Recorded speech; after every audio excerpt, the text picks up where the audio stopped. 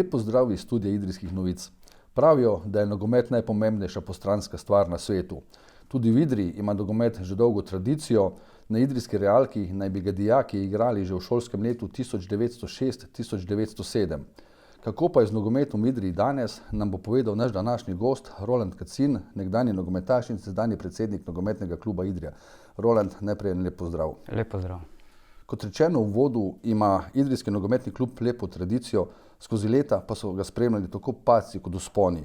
Kako je biti na čelu društva, ki ima za seboj tako dolgo zgodovino? No, prosto omenil, da je zgodovina dolga, ne? Če pogledamo ta časovni horizont, je praktično 2026 bomo praznovali 120 let igranja nogometa in mislim, da 80 let obstanka kluba. Prvi zapisi so 23. januarja 1946, tako da praktično 80 let. In definitivno biti na čelu takega kluba, definitivno predstavlja neko odgovornost, izziv, veselje, da si nekaj naredil, ne? In ni enostavno, po domače povedano, ne? Skratka, odgovornost do predhodnikov, do vsega tistega, kar so naredili, ne? Da so predali to štafetno palico sedaj nam in naši upravi, neko veselje ob tem, ko gledaš mlade fante, ki igrajo, njihov smeh, energijo, pa tudi kakšna solza, ne? Ko pride zaupanje do uprave, seveda, in pa izzive, ki jih imamo za naprej, ne? Tako da je kar pestro. Kar nekaj let je že minilo, odkar smo na stadionu pri Likarici, ki mimogrede letos praznuje 70-letnico, spremljali nastope članskih ekip. Se bodo taki časi še kdaj ponovili? Ja, absolutno. Jaz upam, da se bodo. Pravzaprav bi si tukaj vzel malo več časa za ta odgovor, no, ker se mi zdi, da je to eno tako vprašanje, ki zanima širšo okolico. V bistvu uprava je k temu projektu pristopila intenzivno lansko leto. Pretekle izkušnje nas učijo, da je članska ekipa absolutno neka samostojna poslovna enota, ne, in ni integrirana v mladinski del nogometne šole, predvsem zaradi vzdržnosti samega kluba in pa financ posledično, ne. Tako da upravi so se pridružili 3 novi člani, Franc Medic, Sašo Ogrič in pa Bojan Ilić, ki bodo v bistvu skupaj z Vinkom Rejcem skrbeli za ta članski pogon. Vzporedno seveda potekajo intenzivne aktivnosti na področju financ in kontaktiranja sponzorjev in pa selekcije kadra, ki ga ni malo, imamo ogromno igralcev, ki igrajo po drugih klubih in seveda so pripravljeni se vrniti nazaj v matični klub. Z njimi smo že kontaktirali in odzivi so bili zelo pozitivni. Četrta dimenzija je pa seveda infrastruktura, ne. Tukaj, bom rekel, absolutno potrebujemo igrišče z razsvetljavo, kar je minimalni pogoj, in pa, bom rekel, na nek srednji rok igrišče z umetno travo, ki bo omogočalo potem normalno treniranje vseh selekcij. Skratka, ta projekt poteka. Žal je današnja situacija, bom rekel, negativno vpliva na vse skupaj, ne vemo, kako bo septembra z vsem skupaj, kar se tiče možnosti igranja nogometa kot takega. Tako da v bistvu težko je zdaj biti pameten, da bo članska ekipa že letos septembra, delamo intenzivno na temo. Ni pa vse v naših rokah, ne. Tako da jaz upam, da bo. Prav tako poteka vzporedno z vsem tem priprava projekta oziroma projekt novega nogometnega igrišča z spremljajočo infrastrukturo v smislu razsvetljave je pripravljen. Tukaj se moram zahvaliti gospodu županu za pomoč in za, bom rekel, tudi njegovo voljo, da se ta projekt kot tak izpelje. Ampak seveda spet vse je malo, bi rekel, zaštopirano, predvsem v smislu korone in posledic, ki jih leta prinaša, ne. Potrebno je pač razumeti, da mi, trenutno danes imamo 6 selekcij in je igrišče izjemno obremenjeno, ne. Bom rekel, nek modus operandi v smislu življenja se nam je kar spremenil, ne. Imamo v bistvu, včasih smo delali od 6 do 2, zdaj tudi od 4 do 5. In ta čas, ko lahko ti treniraš, ker treba je pač vedeti, da so trenerji v službi in pol po službi svoj čas, bom rekel, investirajo tu, se skrajšuje. In zdaj, če nimaš neke umetne razsvetljave, si pač omejen na dnevno svetlobo in ko pridejo te temni meseci, se pravi oktober, november, praktično lahko treniraš do 5. In jaz si ne predstavljam, da bi s člansko ekipo in še s 6 selekcij lahko normalno trenira. Zato so pač te minimalne potrebe po umetni razsvetlavi skoraj mus, da lahko normalno kot klub operiraš. Sicer pa največji uspehi članske ekipe segajo v zaključek prejšnjega tisočletja, ko se je klub celo potegoval za preboj v drugo nogometno ligo. Kakšni so spomini na tisto obdobje? Ja, zelo prijetni, iz moje strani na trenutke boleči, ker pač sam sem bil del generacije, ki se žal ni uspelo uvrstiti v tretjo ligo takrat. Igrali smo v bistvu tekmo z Ilirsko Bistrico doma in tista tekma je bila tudi otvoritvena tekma novega nogometnega igrišča takrat. Spomnim se, da smo remizirali 0:0, ampak atmosfera je bila pa naravnost fantastična in mislim, da v Idriji, ne vem, če je bila od takrat naprej že kdaj taka atmosfera. Človek je imel občutek, kot da je to finale Lige prvakov. Bilo je res navdušujoče in zelo lepi spomini. Tudi kasneje, seveda, kasneje sam nisem bil več igralec nogometnega kluba, ker sem pač šel v sodniške vode, ampak seveda sem bil glih toliko vesel za te uspehe, za uvrstitev v tretjo ligo.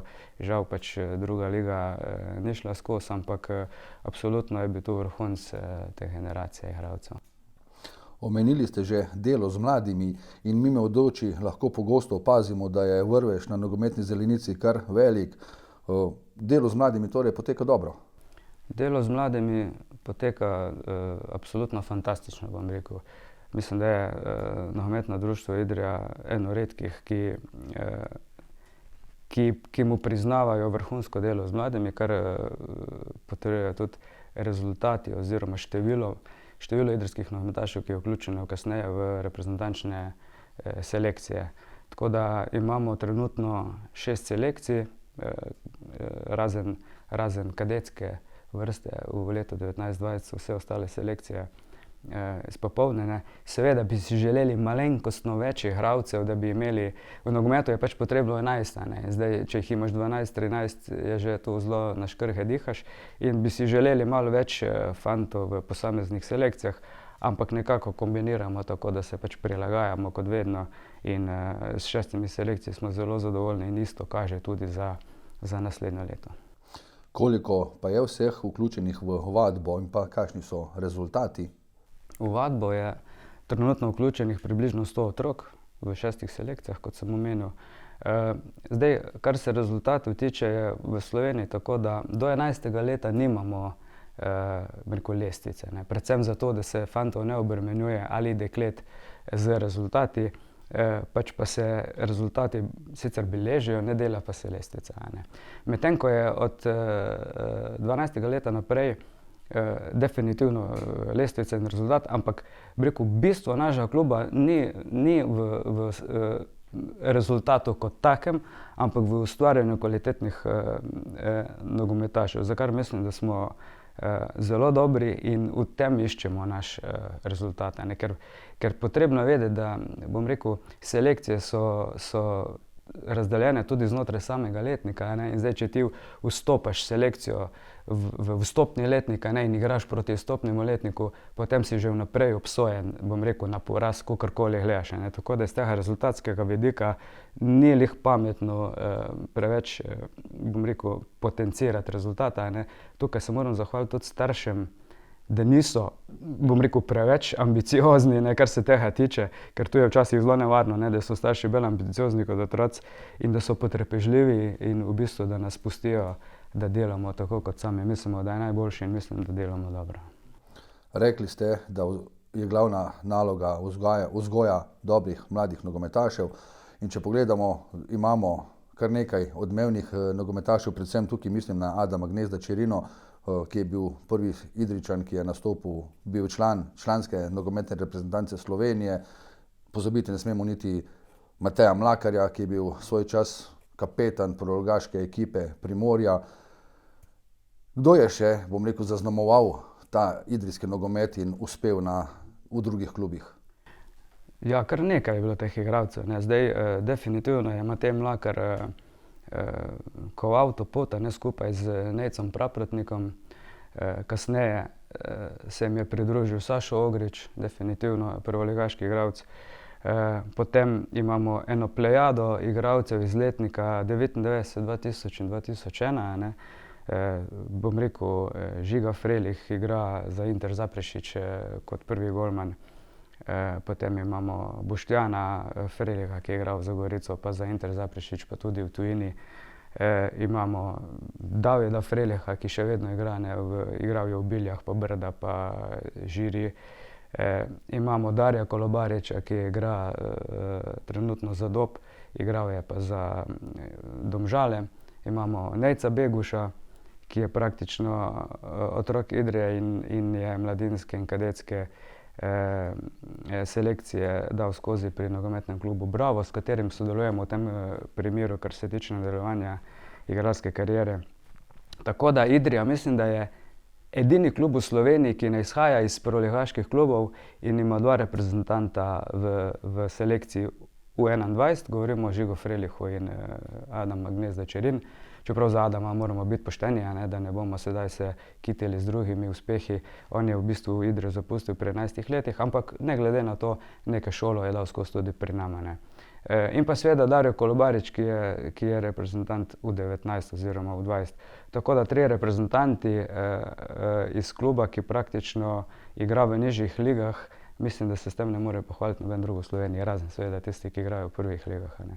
Mogoče vam samo za primer lahko povem, da je ravno nogometni klub Nürnberg, za katerega igra Adam, investiral 18 milijonov evrov v projekt reprezentanta in jim ni uspelo. Tako da sam za občutek imeti, da nekakšna sredstva se tukaj v nogometu sučejo in koliko, bom rekel, stvari se ti more poklopiti, da prideš do enega reprezentanta. Sicer pa vas nogomet spremlja že praktično celo življenje.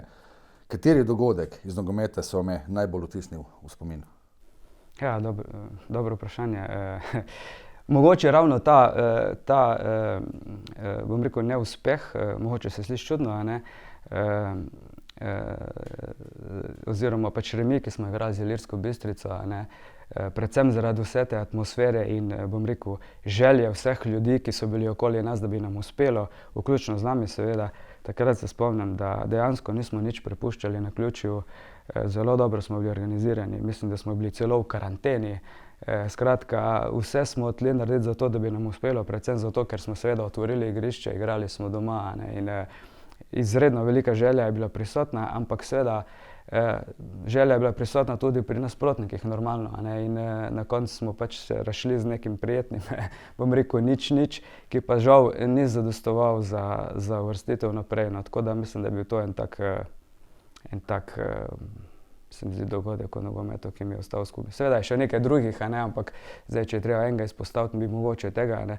Drugače pa, če gledamo bolj, bom rekel, nek makro pogled, ne, na nogomet kot tak, ne, se mi zdi, da je pa najpomembnejša stvar, ki mi je dal nogomet, predvsem ta, ne, da spoznaš ogromno ljudi, ogromno prijateljev, s katerimi smo, bi rekel, prijatelji že od otroštva, ne, nabere se ti ogromno enih anekdot, ne, ob katerih se iz srca nasmejiš, spoznaš seveda nove ljudi, nova poznanstva in to je, se mi zdi, največ, kar ti lahko da šport. Roland Kancin, najlepša hvala za pogovor. V upanju, da se naslednjič srečamo ob spremljanju tekme članske nogometne ekipe na stadionu pri Likarci. Vam, spoštovani gledalci, pa hvala za pozornost in spremljajte naše oddaje tudi v prihodnje.